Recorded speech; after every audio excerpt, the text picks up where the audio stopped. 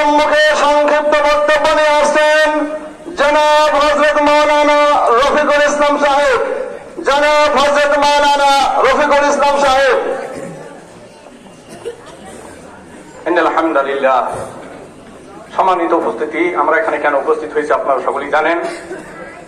আমরা সরকার প্রধানের কাছে একটা আবেদন জানাই, সেটা হলো আপনি তদন্ত করে দেখেন এই রয়ের গ্রুপ যারা রয়েছে এরা কারা, এরা কোথায় এত সাহস পেল আমাদের মসজিদের উপর আক্রমণ করার জন্য।